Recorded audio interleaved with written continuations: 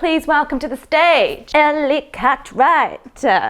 This is a lot less nerve-wracking than doing it in front of, I was going to say thousands of people, but I couldn't tell you how many people were going to be at my talk. I didn't see the numbers. But anyway, here I am in the comfort of my own living room, thanks to coronavirus. The negative downside to this being, I can watch myself back. So forgive me, I'm an adventure filmmaker. I'm usually behind the camera telling some stories. And I've got my trusty laptop here in front of me, so if you see me looking down, that is why. So storytelling for short form content is a little bit different. Rather than having your beginning, middle and end, with short form content, you basically want to tell your punchline right at the first 10 seconds. If you haven't captured your audience in the first 10 seconds of your video, then you've lost them. Because as we all know, we're scrolling down our phones or we're flicking through YouTube content and we want to have our attention grabbed straight away. So way to get around this is to tell a little tiny story right up top. Best shots you have, or the best moment of action you have, or the best shocking bit of storyline you have. Pop that right up there at the front, the first 10 seconds, and hopefully your audience will want to watch the rest of your film. Okay, so the kind of videos that I'm going to be talking about are very specifically for this talk, videos that focus on one person doing something impressive. And that person is going to narratively lead your film. So you may have other characters that are involved in it, but one person narrates it. Let's say you've met a sports personality or you've met a person who really inspires you and you want to just tell their story. This is what this is about. It's a documentary storytelling tips and tricks, basically. So let's start with the person that you've met. First things first, you're going to want to do an interview with them. You need some sort of narrative. Maybe you won't use that narrative. Maybe that's not your style. Maybe you'll write a script. Maybe you will have no words except music. But if you're going to use a traditional story-led piece and you're going to do something led by a person, you want to do an interview with them first. There are a few ways to make sure whoever you're interviewing is really engaged with you, engaged with what you're saying and feels relaxed. What I personally like to do, and again, this is all stuff that I just personally find works for me and works for the stories that I like to tell. I like to sit down with someone. I like to keep them at eye level with me so that they're talking to me and they're ignoring the camera, which is usually over my right or my left shoulder. Today it's right in front of me. So what I like to do is be at eye level. I like to have my conversation that I'm going to have in my mind. The questions that I'm going to have are in my mind. I know what I want to ask this person and I might have some notes written down. And the way to start is, yes, write out your questions. But the way to get the best out of the person you're interviewing is to know what you want to ask and try to not look at your questions. Because what might happen is you might ask somebody a really interesting question. Tell me about, how did you get into surfing? What first drew you to the sport? That person might tell you a really interesting bit of information that you didn't know, you hadn't found out in your research. And if you're so fixated on what the next question is on your piece of paper, you're maybe not listening to the answer. And you're not going, ooh, tell me a bit more about that. So at what time did that happen? How did you feel when that happened? Were you upset when that happened? Were you happy when that happened? All those moments, they are what draw out the emotion. If you're engaged in the conversation, you're going to get a better response from the person you're interviewing, and hopefully, you'll invoke more emotion for your viewer, your audience later down the line. So my tip for asking questions would be know what your questions are in advance, maybe rehearse them a little bit, but listen to the person you're talking to, because they may well tell you something that you haven't thought of asking. And if you go off on a list of questions, you're going to miss really tapping into what it is that makes your story a little bit more unique. Once you've done your interview and you're going to come to doing interview selects, what you want to do is make sure you're telling the relevant story and the best story. It's quite hard sometimes, and you're probably going to find that you have a film that could be 15 minutes long, but actually you need to cut it down to a minute and a half. What you need to do is find those nuggets, sound bites as we call them, best bits of information that you then piece together, you condense down, and they tell your story. Making sure that you leave in the most emotive moments, the most exciting moments, the most interesting moments. Things like, hello, my name's Ellie and I'm an action sports filmmaker. That can be told with graphics. We don't need that at the beginning of a film. So be ruthless with what it is that you want to tell. Maybe write it out. Sometimes it's really helpful to have a paper edit so you can read for yourself and then you can scratch bits out and say to yourself, no, I don't need that bit. What's the story I'm trying to tell? If I was reading a news article, how would it read? What are the punchlines? What are the headlines that I want to get across? Okay, when it comes to B-roll or paint, as you might hear it referred to, these are the shots that you're going to put over the interview that tell the story.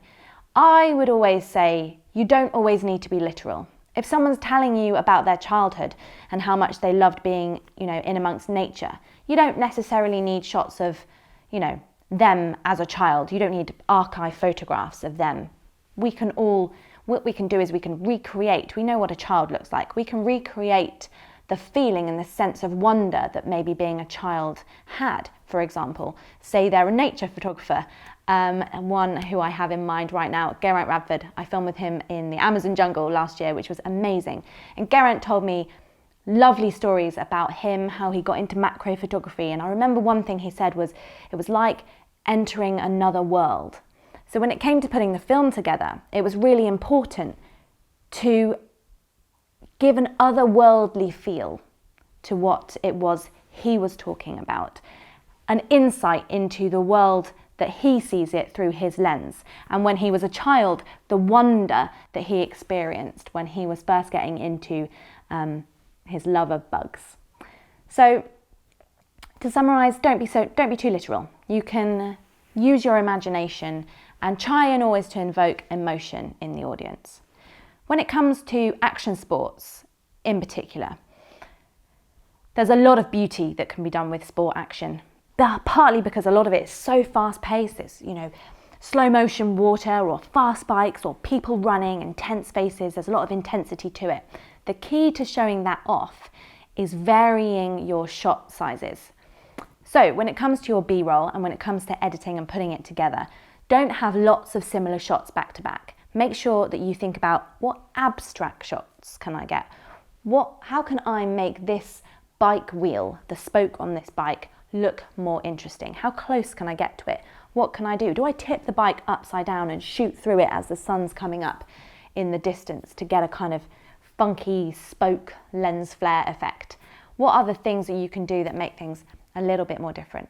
And when it comes to piecing it together, like I said, don't put similar shots back to back, back to back. You might want to go from a wide shot to a nice tight close-up shot to an abstract shot. Maybe then we're pulling out and we're going to an aerial shot. We're seeing some beauty shots. We're mixing it up while we're telling the story. Okay, when it comes to filmmaking, one of the things that's really important is knowing your audience. Who is it for? And what is the aim of what it is you're trying to film and what story you're trying to tell? The aim will be different depending on whether you're making it for yourself, whether you're making it filming a friend, whether your audience is someone already invested in that subject, whether it's a branded content film and you're trying to show off a brand while at the same time telling an interesting story whilst also showing off how cool the brand is. So knowing your audience is really important because that will help you shape what shots you choose and what sound bites you use. One of the things that is crucial when you are making a film, obviously, is the soundtrack and the audio. A lot of people may well mute a lot of the sound. We call it sound on tape. It hasn't been taped for a while, but the sound on tape, the natural sound that you collect when you're filming. Some people by nature just go, oh, mute that because it sounds maybe a little bit distorted or something doesn't quite sound right. If that's the case and it's distorted and it sounds bad, sure, get rid of it. But let's say you have a shot of a forest and there's natural sound of the wind through the trees. And underneath that, you've started to build your music piece before you start hearing the person, the focus of your story speak. Keep that sound in because it will really, really help the viewer to get a sense of where they are and subtly feel things that maybe you don't even notice at first. So keep the natural sound in where possible, or There's lots of places that you can go online to download sound effects. So if your sound on tape is a little bit questionable, then go and download something that's similar. Google's forest wind sound. And obviously music. The soundtrack is really important. Don't be afraid to use different tracks. Even if your piece is 1.5 minutes long, you can mix up the music halfway through or a third of the way through. When your mood changes, your music can change, because you will be hard pushed to find one piece of music that perfectly tells the story, perfectly in line with the sound bites you've chosen, has the right mood at the right moment and the fast bit at the right moment.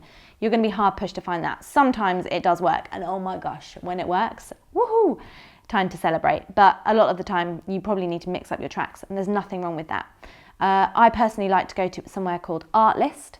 That has got some really nice tracks. Some of them sound actually quite commercial. There's a lot of kind of emerging artists that put their music up on there. So you can find some really nice pieces on there. I would say if you are using a story-led piece, you're using a person to tell a story through the film, steer clear from words while they're speaking. Sometimes you'll get lucky on that Artlist and you'll find that they've got an instrumental track. So if you want to use a little bit of the lyrical version, you can then cut it in with the non-lyrical version when the person's talking. And just make sure that when someone's talking, the music isn't overpowering of what they're saying. You've got to get the right balance and the right mix, and make sure you fade them in and you fade them out really nicely. Okay, so I've got no idea how long I've been talking for. I've got no idea if this is 15 minutes long or if it's 5 minutes long. I feel like it might be the latter. But the main pieces of advice I have are: 1, know your audience. 2, do your research. Find the interesting people, the interesting sports, and know the story you want to tell. If you're doing an interview piece with you and another person, make sure, or another 3 people, make sure that you don't just read your interview questions off, that you listen to what they're saying, that you engage with what they're saying, because you never know what meaty bit of information they're going to give you. When it comes to your B-roll, don't be afraid to mix it up. Don't be afraid to use abstract shots, and definitely make sure that you are changing shots in between as you cut them, so that you don't have just the same shots back to back, back to back, back to back. Music. Make sure that you choose music that reflects the mood, and don't be afraid to use a couple of different tracks. If there's anything else that you want to ask me or you want to know about this, then please drop me a message. My Instagram handle is @EllieActionFilms. And if any of you feel like learning how to make action, sport and adventure films, I am actually running I call it an academy. It's an academy for action, sport and adventure filmmakers. You may well have some basic video skills that you want to improve. You may be a photographer who wants to learn video. Essentially what we're doing is we're teaching action and adventure activities like rock climbing, stand-up paddleboarding, off-roading, and we're teaching you how to film them at the same time. So not only do you have adrenaline fueled and filled action-y weekend, you're also going to learn some really, really valuable skills and storytelling techniques, so that you can find your way into filming action, sport and adventure films, and hopefully, if it's a passion of yours, traveling the world and making some awesome content that you're really, really proud of. The Academy is sponsored by Olympus, so they are providing the OMD EM1 Mark III, a brand new camera that I've had the pleasure of filming with on many adventures last year, so I can't wait to show you guys just how awesome it is. Visit wanderlustaf.com/academy, get in touch with us and see if you can reserve your place on our academy, and here's a little promo for you.